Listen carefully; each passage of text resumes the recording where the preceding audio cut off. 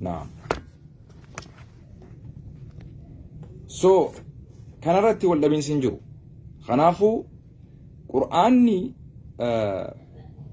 akka rabbii biraa bu'eetti osoo jiru wanni seerri tajwiida jedhamu dhufe ulamaan islaamaa sababa ummanni afaan arabaa hin dubbanne takka kanumaan afaan arabaa dubbatu kun loqodni isaa adda adda waan ta'eef akkaataa qur'aanni rabbii biraa itti bu'etti namni hundinuu dubbisuu hin danda'u garii daal fuudhee akka duwaditti qara'a garii duwad fuudhee akka gartee zaatti qara'a kanarraa kan fe'an wal qabatee ulamaan islaamaa tajwiida waan jedhamuuf jechuudha.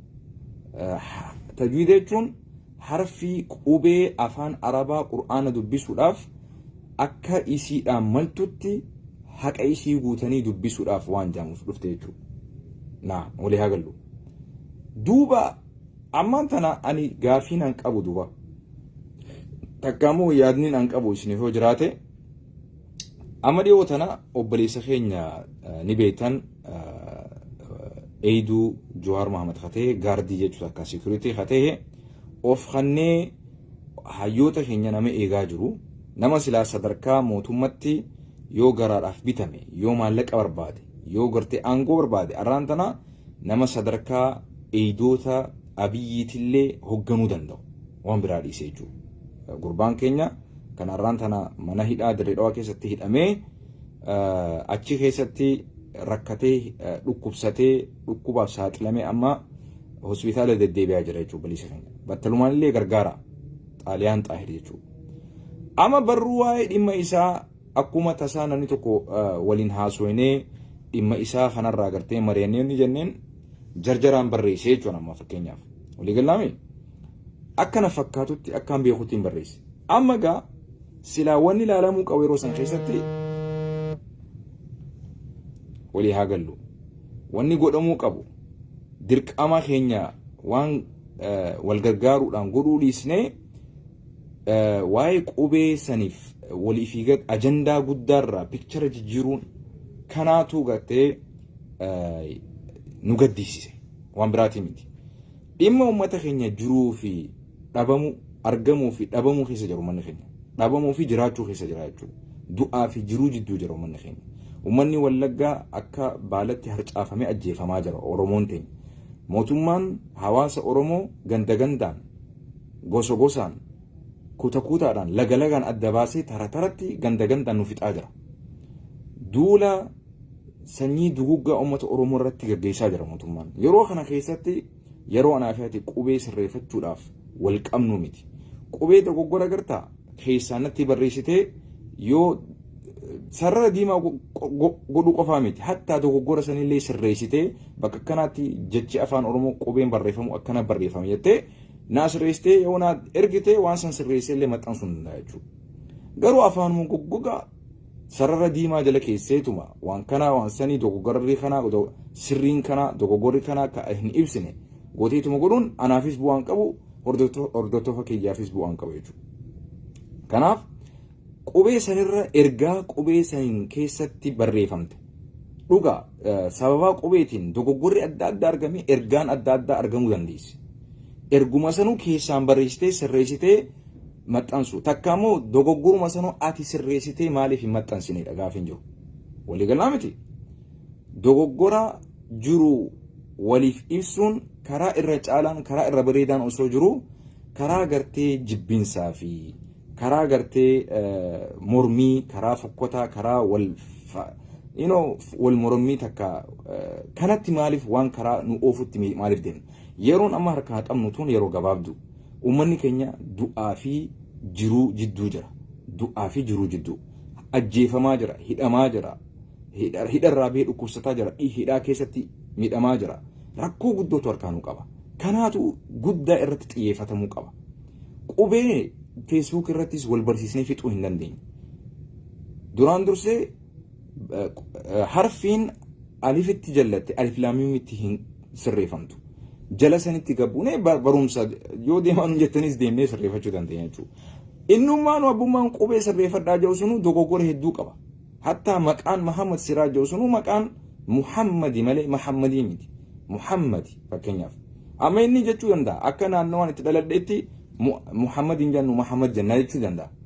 Akkasumaanis qubee akkaataan itti barreessu akkaataan itti haasoo ittiin barreesse fakkeenyaaf haasoo kiyyarratti hundaa'e amma fakkeenyaaf naannoo garitti kenna jan garimuu keenya ja garimuu keenya ja dhaggeeffadhu garii kenna ja garii keenya ja garii keenya ja namni akka loqoda isatti barreessuus ni mala dogoggorri akkasii atiif dogoggora ta'uu hin danda'u anaaf dogoggora ta'uu danda'a wanti anaaf dogoggora ta'e siif dogoggora ta'uu hin malu wanni anaaf dogoggora ta'e siif dogoggora ta'uu dhabuu mala wanni siif dogoggora ta'e anaaf dogoggora ta'uu dhabuu mala garuu dogoggora osoo hin taane ilaalcha nama sanirra dhaabbannee loqoda nama sanirra dhaabbannee bifa saniitis laaluun dirqama barbaachisaadha afaan oromoo bal'aadha akkuma gartee guddina qabnuun loqodni keenya illeen akkasumatti guddaadha afaan jiddu galeessaa waliigalaa ta'es ni qabna walii agallu sanumarraa nuuf fudhadhu namoonni akka keenyaa kun warri Ameerikaa jiru kun fakkeenyaaf nama umriitti yeroo guddaa afaan Ingiliffaa dhaaniin fakkeenyaaf high school afaan Ingiliffaaniin fixe university afaan Ingiliffaaniin baradhee fixe afaan Oromoo waggoota 20 dura khaniin ani gartee baradhe waggoota 20 dura kutaa sadaffaa afuraffaa shanaffaa fakkeenyaaf deen Naayiroobii irraa deebi'ee kutaa jahaffaa fi torbaffaa idduudhaan laatiin pireedii tokko barachaa ture fa'a laga harreetti immoo afaan Oromootiin barumsa irra guddaa afaan laatiin barachaa ture nurratti afaan laatiin eegalamee jechuudha laga harri gaafa baran so waa hedduutu jira wantoota ati siif hin galle namoota afaan Oromoon hin beeka jedhee waa'ee biraa barreessu yoo garte maybe beekumsa afaan Oromootiin yoo dhaaddu jiraate akkasitti saaxiluu numaan qabu laakiin namoota nuti amma ajandaan guddaan keenya mootummaa fi uummata jidduu rakkoo hawaasaa jidduu jirtu bifa dandeenyuun haala dandeenyuun hawaasaaf ibsuudha malee afaan Oromoo asirratti barachuudhaaf hin dhufne nuti afaan sirreeffamuu qaba afaan jallifamuu qabu afaan jallisuu fi walii agallu afaan jallisuu fi qubee jallisuu fi dogoggoraan jarjaraan barreessuu xiiqee keessa seentee waan takka yeroo gargarii hireen waan san deebi'eetu gulaalee takka irra deebi'ee edit godhuu hin qabu fakkeenyaaf jarjaraaniin bakka hojiirraa dhaabbinaan hin faa barreessa fakkeenyaaf amma laayivii kana waraabuudhaaf hojii jidduutti mureetiin seenee jechuudha fakkeenyaaf yeroon qabu yeroon garii namaaf akka garii namaatiif rakkisha taate natti anaaf rakkishaa miti fakkeenyaaf qaali kanaaf yeroo qabnurraa haala dandeenyuun hawaasa kanaaf waan dandeenyu haa gumaachuun goone jennee itti jirra jechuudha yoo dogoggorri jiraate yoomiyyuu qeeqa nama sodaatu miti garuu keessa kuttan keessa dabruun gaarii miti walikulli makaani maqaal bakki hundinuu jecha isaa maluutu jira haasoo isaa maluutu jira yeroo ammaa kana keessatti haasoon amma uummata keenyaa malu uummata keenya tasgabbeessuu uummata keenya jajjabeessuu hamilee isaanii eeguu kanaan amma qeeqa walitti yoo banne irkaan salaamta amma daqiiqaa narraa fudhattee kanaaf waa'ee qubee kana dubbachuudhaaf amma daqiiqaa narraa fudhattee jirta daqiiqaa kanarratti anamma waan biraa kan hin godhuu qabuun kanaaf xiyyeeffadhe jechuudha kanaaf ajandaa waan hin taane irratti kana keessatti namni garii halluu bahaa jiruu jira jechuudha aara nurraa qabu takka qiimi nurraa qabu hiree kan argatemi hir'ina qabnu takka dogoggora kana keessatti halluu bahaa jiru kuni nu yaachisu anna yaachisu akka garii namaatti usiituma deebisaa hin kenni waan jiru hin jiru na bira hin jiran maaliif walirraa callisuun hin barbaachisu dhugaa jirtu walitti himaa dhugaa jirtu walii kaayee deemuu qaba afaan Oromoo sirreeffamuu qaba qubeen isaa sirreeffamuu qaba itti aman dhibbatti garuu immoo waan afaan Oromoo irra guddaatu harkaanuu qaba amma yoo namni jiraate qubeenis jiraatti yoo namni jiraate qubee sirreessa namni yoo osoo hin jiraanne akka baalatti harcaafamaa ajjeefamaa Wallaggatti amma waan taame argaa jirtan jaarsaa fi jaartii barsiisota lama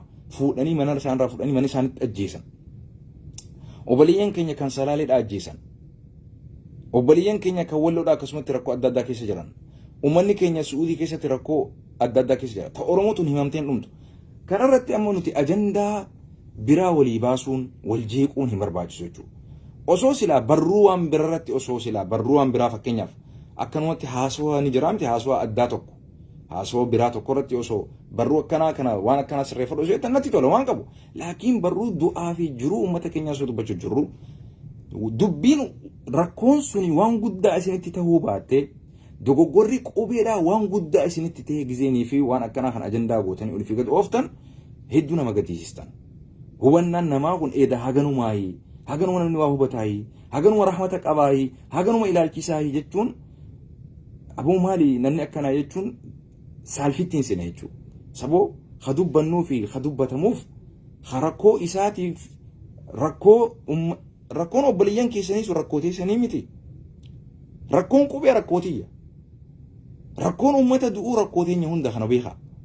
Rakkoon ani beekuu fi wallaaluu dhabuu kiyyaa rakkoo anarra gabaabatti beeku. Rakkoon namni guyyaarraa nurra ajjeefamu immoo gadda keenya hundaa beeku.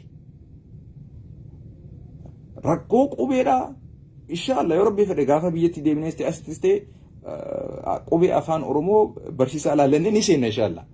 Garuu tanaaf jennee qubee tuu dogoggoreef rakkoo uummata keenyaa akka hin dubbanne nu ukkaamsuudhaaf karaa mootummaan ergama adda addaa qabu warri biraa amma fakkeenyaaf Mahamad Siraaj ergama mootummaa hin qabu fakkeenyaaf gurbaan ni beekanan nama ergama mootummaa qabu miti. Just inni nama hundaa akkanumatti taagguudhumatti jira jechuudha sarara diimaadhaan. It's okay. Garuu isallee waan hin dhaamuuf yoo gooteellee keessaan barruu isaanii san sirreessitii fi qubee isaanii bakka isaanitti goggoran bakka kana doggoran sirreessii bareechi ergiif yoo hojiin tee tana taate yoo kana filattee jechuudha. Garuu ajandaa guddaa uummata nurraa miidhamee nurra ajjeefamaa jiru ajandaa isaanii hogguu ajandaa qubeetti nu harkaa jijjiirtan waan saalfiiti safuudha waan fokkotaadha kun waan fokkota rahmanni eessa dhabame yaa qubeen dhaamsi xiyya guddaan sii galuudha. Naam yoo dhaamsi xiyya sii galuu baate dhugaadhaan atema dhaamsummaan ani barreessan sii galuu baateeti dhugumatti qubeen si quuqee si rakkisee afaan Oromoo si rakkisaa jira. Dhugumatti billaahi rabbiidhaan si qabame dhugumatti dhaamsa santu sii galuu baate. Naam namni qubee akka haasa'u isatti barreessuu danda'a. Dirqama ammaa soonni kun waajibaa miti kana hubadhu. Waajibni namni lubbuudhaan jiraatu namni nagee argatee jiraatu qubeen sirreeffamuu qabdi. Kana didaan jiru garuu immoo waan qubee dura dursuutu jira ammaan tana karaa kaanuu qabu. Sigalee kan ajandaa gootanii wal jalaa farsitan. Ajandaa uummata keenya kan hidhamaa jiru maaliif naaf farsine? Kan ajjeefamaa jiru maaliif ajandaan godhanne? Warroottan takkaa waa'ee dhimma uummata keenyaa kan dhumaa jiru hin dubbanne dogoggora xiqqaa qubee arganii poostii isaanii deemaa lala. Dhimma uummata Wallagatti ajjeefamaa jiru habba takka poostii isaanii hin agartu. Uummata Oromoo ajjeefamaa jiru isaan irraa dubbatu hin agartu. Uummata Oromoo kan miidhamaa jiru isaanii du'aa godhu hin agartu. Hatta ustaazota haa ta'anii, hatta aktiivistoota haa ta'anii, hatta waan fedhan haa ta'anii. Dhimma obboleessa keenya ka hidharraa bahee kana baga rabbiin isarraa baasee hin jenne. Bakki isaan deemanii irraa dubbatan rakkoo qubeeti. Obboleessa keenya kan miidhamee mana hidhaa keessatti miidhama guddaadhaaf saaxilamee jiru akkamitti gargaaraan isa yaacheessine. Qubeen akkamitti sirreeffamuu olteedha.